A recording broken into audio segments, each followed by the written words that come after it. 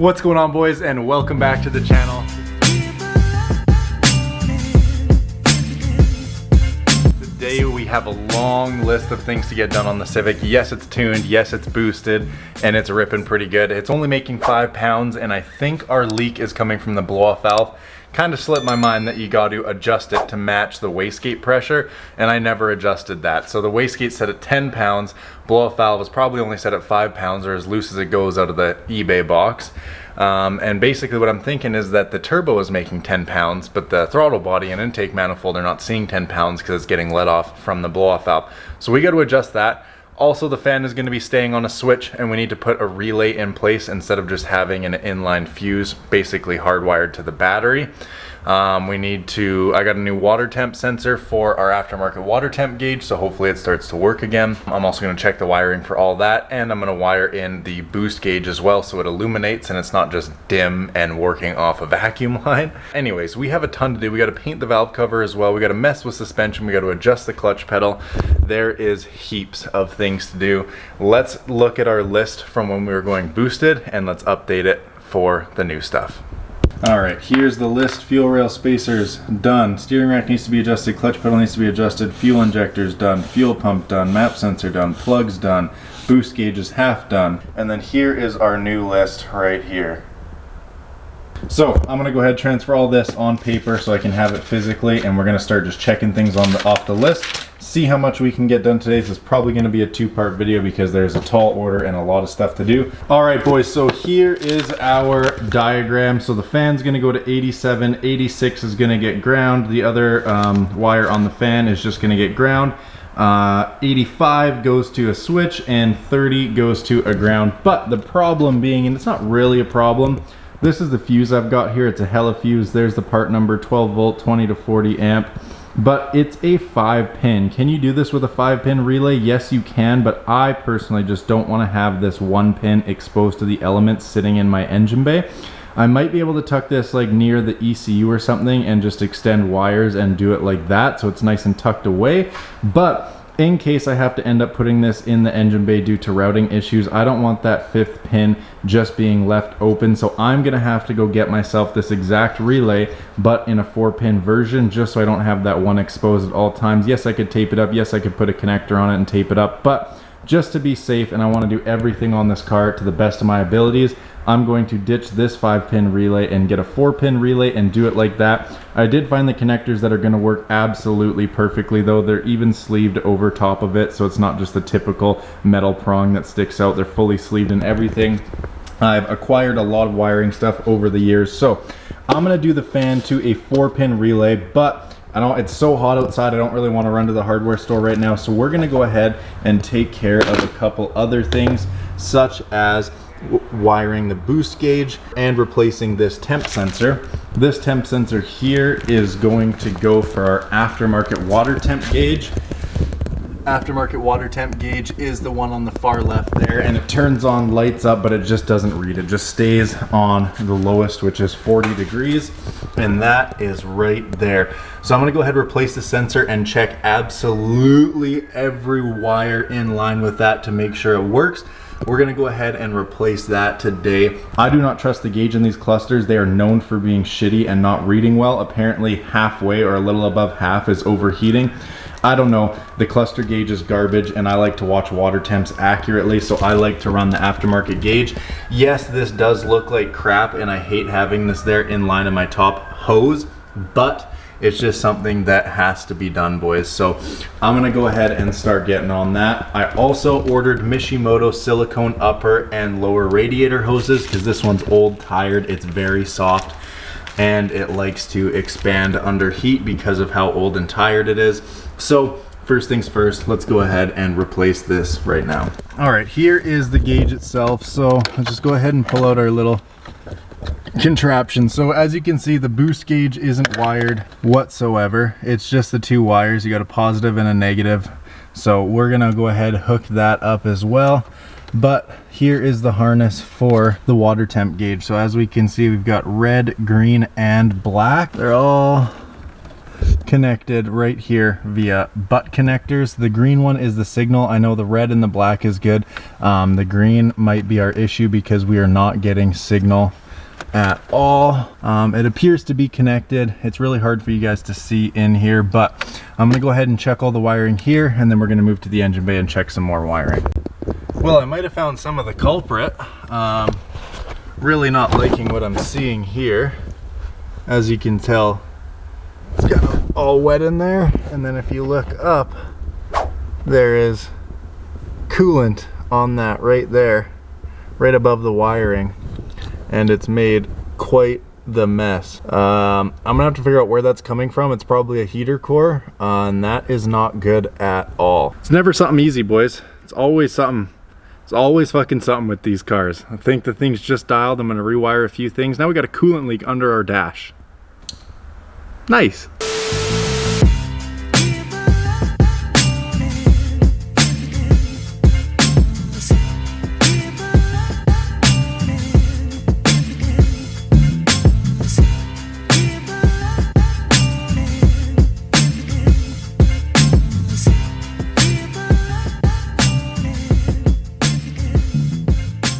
All right, boys, since we found that our heater core is no good and we have to cap off the heater core, I'm not replacing it. I'm not pulling out the dash. We're just going to go ahead and cap it, but I'm gonna wait until my new Mishimoto silicone upper and lower rad hoses are in so I can drain all the coolant, cap the heater core, install the new lines.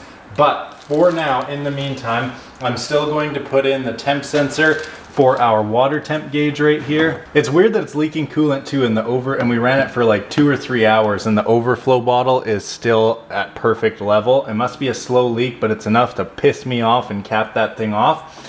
So we need to undo this, take it off, replace the sensor, and we should be okay.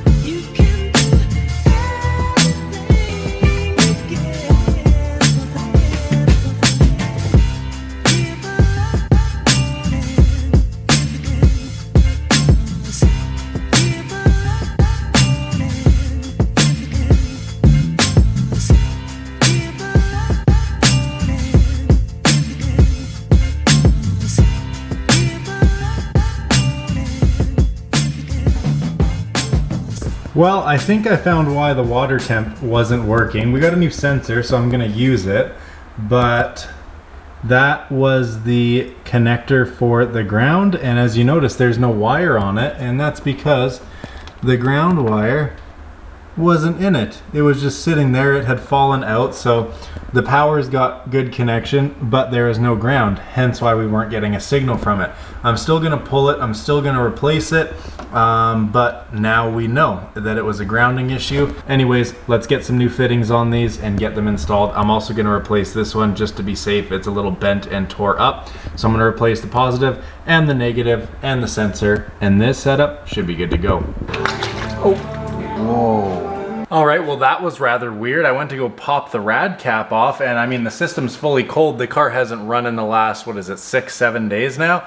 And I pulled the cap off and there was pressure and coolant spilled out everywhere. I have never had that before. I'm hoping it's not a sign of a potentially bad head gasket, knock on wood, but put it in the comments below. Why did the coolant just spill out of there pressurized even though the engine is bone cold? Like, I'm not kidding you. Like, this thing hasn't run in days and days and days. I've pulled the rad cap off this car a lot of times when it was NA B18 and then NA B16, and I've never had pressurized coolant come out of there before. And I'm hoping it's not exhaust gases in there, but please put that in the comments below. And for now, I'm just gonna carry on like nothing happened by replacing this sensor and the wiring.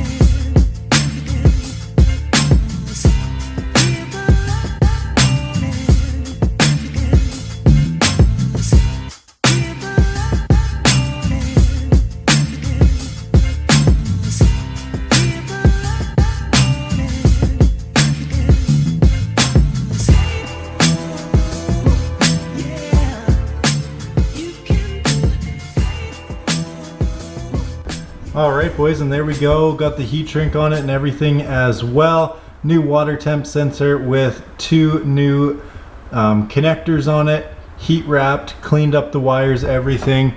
Everything is solid, not moving whatsoever. So I am happy with that. Pretty stoked on the outcome, to be honest.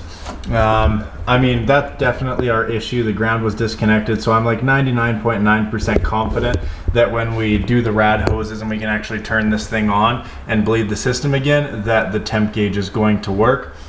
Fairly confident that that's going to be okay. What I'm not confident in is this rad cap. After some more research, a couple things were saying that, you know, there's excess pressure and whatnot. First thing to check is your rad cap if you don't think your head gasket's bad, knock on wood. I really hope it's not a head gasket, but what I'm gonna do is I'm gonna leave this cap on the table for now, and we're gonna use the cap from my old aluminum radiator that I know worked great, because every time I took this cap off on the old aluminum radiator before we switched to the Onaka setup, nothing would ever come out of this. I know for a fact that this cap works, so I'm gonna go ahead and stick this cap on it. Boom. Just like that, that rad cap is on, and we're gonna go ahead and leave that on. I'm a little bit concerned about popping the rad cap and having pressurized coolant come out of this when the car hasn't run in days and days, and then seeing coolant under my dash as well. That is a huge bummer. I think what I can do is, that is one of the heater core hoses right there, the one that's tucked in the back. And if you follow it, it's this one here that goes back right into the heater core. So I think if I just pop it off and run it into that one that's right beside the thermostat, which is the heater core return, then it'll be a looped system. It'll go from the head right into the thermostat with skipping the heater core. So that is probably what I'm gonna do with that. But water temp is replaced, wiring is good, new connectors, cleaned up the wires, and heat shrunk. That system should be good. One thing done. Let's go ahead and check it off the list here. Replace temp sensor.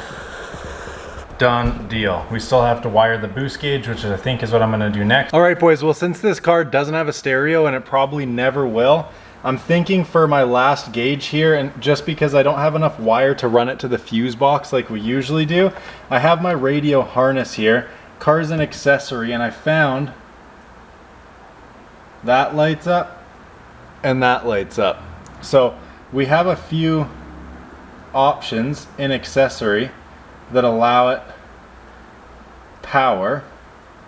So in that case, like, all of our other gauges are lit up in accessory, so these two seem to be holding power in accessory. So I'm probably just going to tap into either one of these for the positive, and then just put the ground on a nice bolt, and then we should be good. And it's nice and clean and simple, and everything checks out.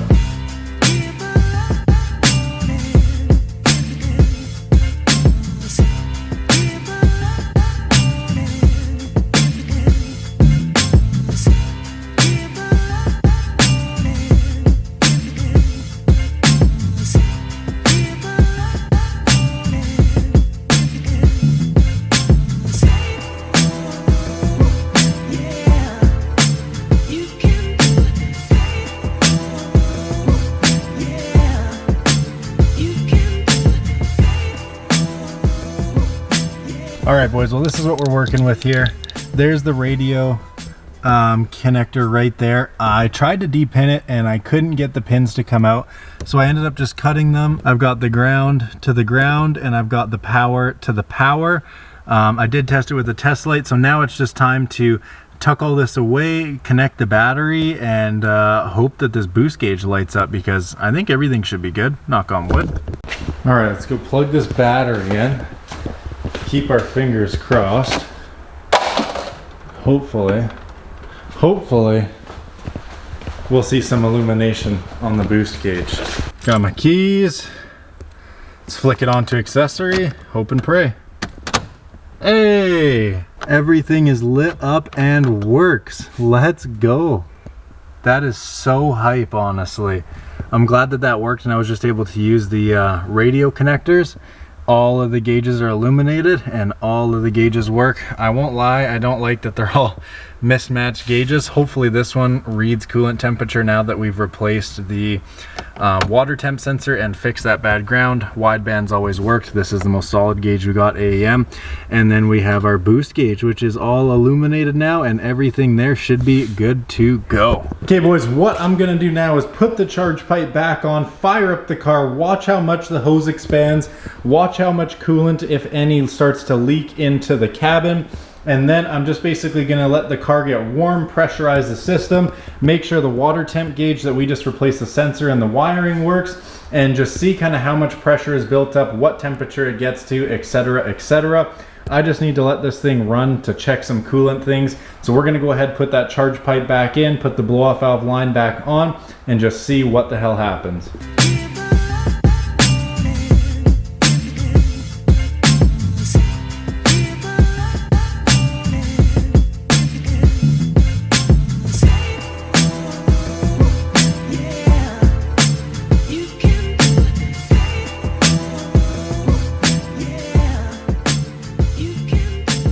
All right, boys, let's fire this bad unit up, see what happens here.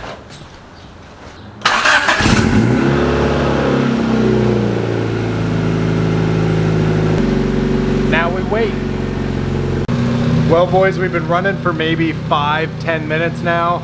Water temps aren't too hot yet. Lower hose hasn't opened up. Thermostat obviously hasn't opened, but no leaks in the new water temp sensor. No leaks coming from everywhere else. Even under the dash, I don't see anything yet, so it must be very, very slow, but enough to cause a pain in the ass. So we're gonna let this get fully up to temp, like close to 200 degrees, and then check everything. But this hose is still swelling. So I don't know why. Hopefully it's just old and tired and the new hoses fix that. Water temp gauge works again. Let's take a peek.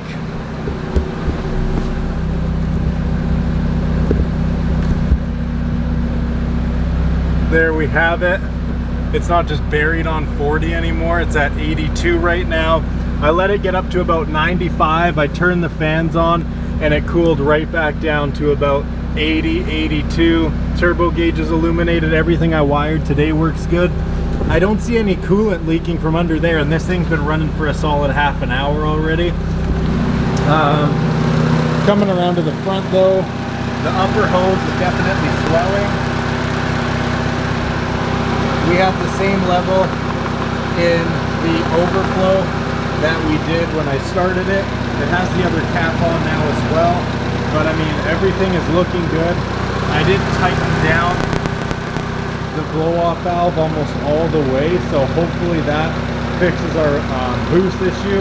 I kind of want to take it for a rip, but it is so bloody hot outside, I don't even know if I can right now, to be honest.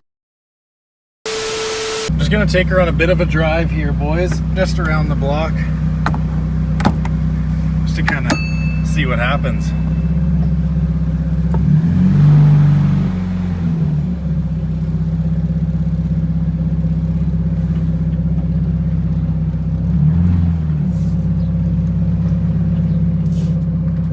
Temps are going up just a little bit there. We're gonna see.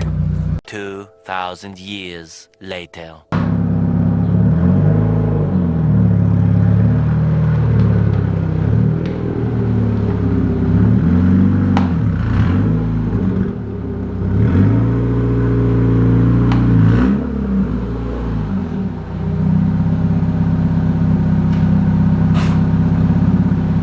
Okay, boys, fairly successful drive.